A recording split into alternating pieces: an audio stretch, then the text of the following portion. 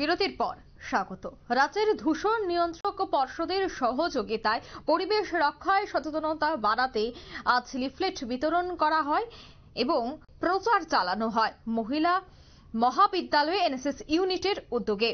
বৃহস্পতিবার ছাত্রীরা এমবিবি চকের সামনে জনগণকে পরিবেশের রক্ষার বৃক্ষরোপণে এগিয়ে আসার আহ্বান রাখেন।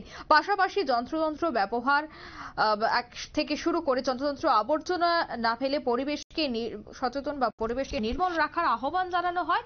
এই কর্মসূচিতে ছাত্রীদের সঙ্গে অংশগ্রহণ করেন কর্পোরেটর হিমানী দেববর্মা সহ কলেজের এনএসএস ইউনিটের ইনচার্জ রমা ভট্টাচার্য।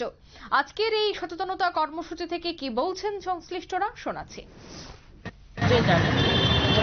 আমরা মহিলার একটা কলেজ, আমরা আজকে শেষের কারণে নিয়ে আমরা প্রত্যেক ওয়ার্ডতে আমরা করি, সব জায়গায় আমরা করি। যেহেতু আমরা যে শহরের মধ্যে যে বায়ু দূষণ পরিবার বায়ু দূষণের লেগে আমরা সবাইকে অবগত করার জন্য আজকে এই লিফলেটটা আমরা দিলাম।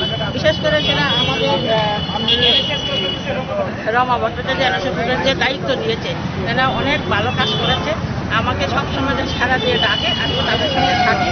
মানে যতটুকু যে প্রচেষ্টা রয়েছে আমরা শহরের মধ্যে বায়ু দূষণ মুক্ত করার জন্য আজকে অনেক দিন ধরে চালিয়ে যাচ্ছে।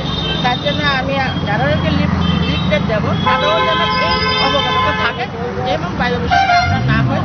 এই বায়ু দূষণটা আমার অনেক কিছু রোগ রাগে হয়েছে, আপনারা নিচে জানেন ক্যান্সারের রোগ হয়েছে, টিকা রাগের মধ্যে এভরিথিং রোগের মধ্যে তারা জড়িত হচ্ছে শুধু এই বায়ু দূষণের কারণে।